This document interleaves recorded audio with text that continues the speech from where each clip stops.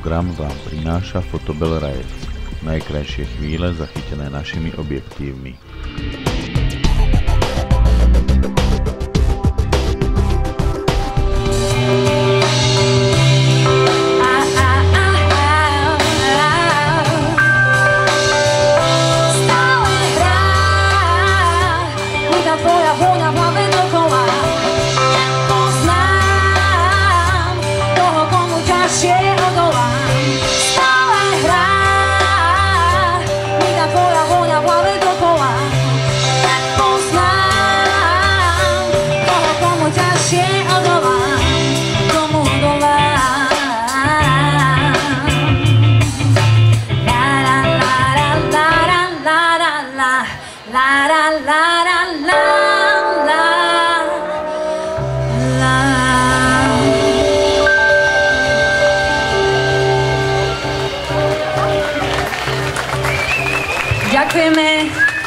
Ďakujem všetkým krásne, my sa veľmi tešíme, že tu môžeme dnes byť.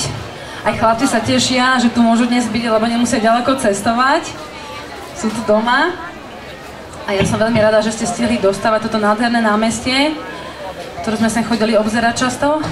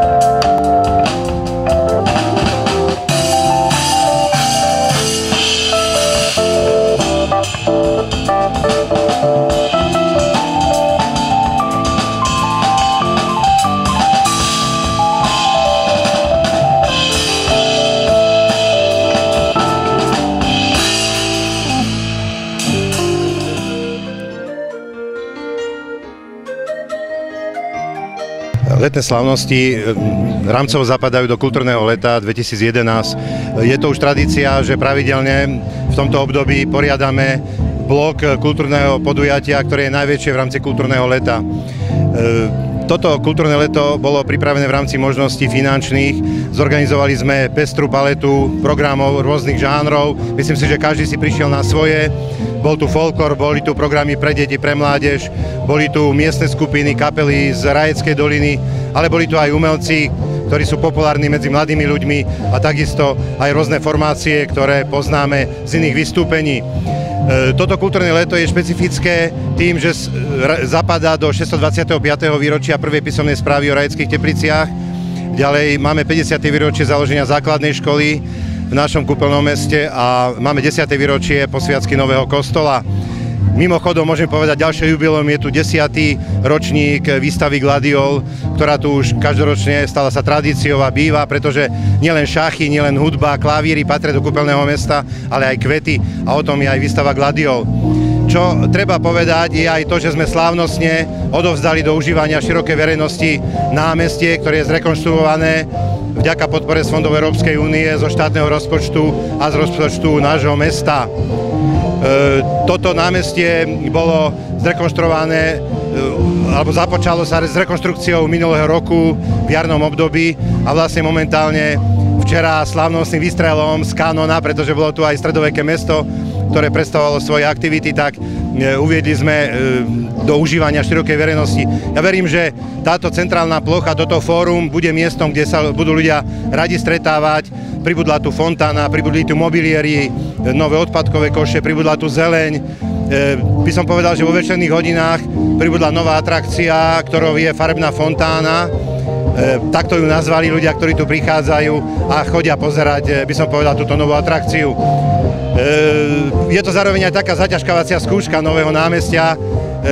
Myslím si, že priestor sa nám rozšíril a celková úroveň týchto letných slávností je veľmi dobrá, pretože je to rozptýlené, nie sú tu natlačení ľudia, boli tu rôzne aktivity, má to všetko svoj poriadok, boli tu umelecké remeslá, boli tu rôzne stánky v rámci jarmoku, občerstvovacie stánky mali svoje miesto, detský kútik má s nafukovacím hradom takisto svoj priestor, takže boli tu rôzne takéto aktivity a myslím si, že vďaka takýmto rozličným momentom sa stalo toto námestie počas týchto 2 dní veľmi atraktívne a verím, že budú ľudia na toto kultúrne leto alebo na tieto letné slávnosti spomínať aj do budúcna a že sa sem radi vratia.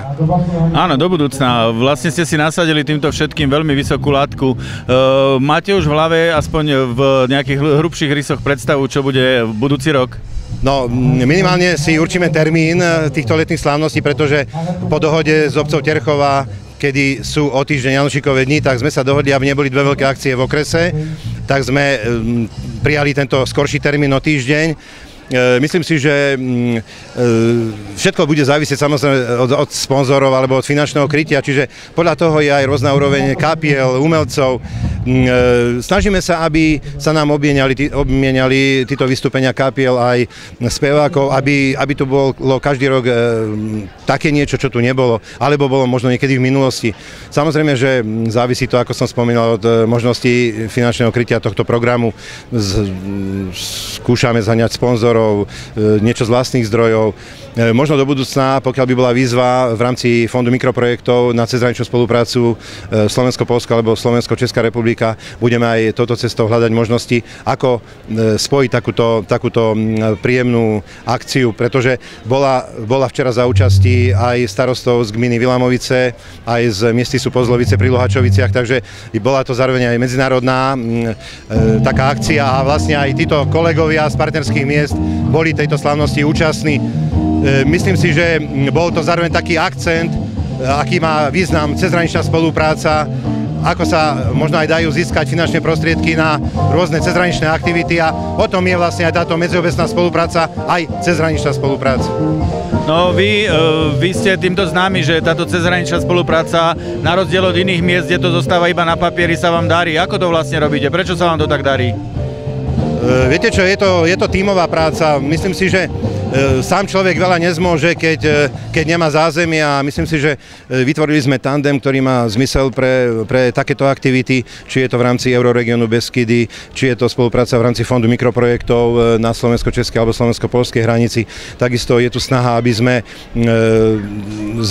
nejak tak monitorovali iné možnosti, výzvy, lebo jedna z takýchto výziev bola práve aj žiadosť, ktorá bola úspešná na realizáciu tohto námestia, prípadne ďalšia veľká aktivita, ktorú končíme, je rekonštrukcia našej základnej školy, kde predmetom tohto projektu bolo predovšetkým energetická úspora, zateplenie budov, obidvoch budov z základnej školy aj telocvične, s novou fasádou, s novým vykurovacím systémom. Takže tešíme sa z toho, že tieto projekty sa nám tu darí. Ja si myslím, že je to o takej otvorenosti, o ochote spolupracovať, byť týmto veciam naklonený a nájsť si aj čas. Ono to samo nepríde a keď do toho nevložíte aj kus svojho času, aj voľného času, tak samo to nepríde. Takže vďaka ochote toho tímu, ktorý máme na Mestskom úrade, kolektívu nášho mesta, tak v spolupráci s poslancami Mestského zastupiteľstva si myslím, že sa dá dosiahnuť ten efekt, keď je tá vôľa.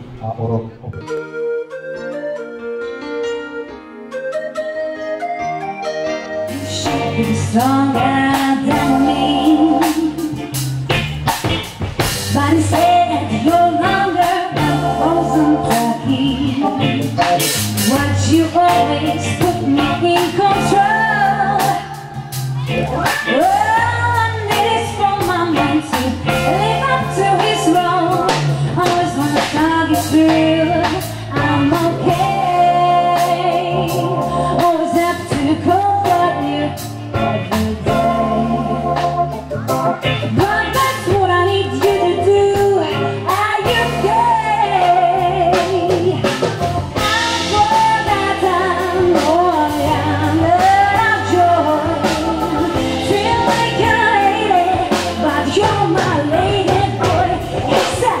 The respect I made you earn. Don't you have so many lessons to learn? I say you don't know what love is, get the cream. Self-security from some other side. Not gonna meet your mind.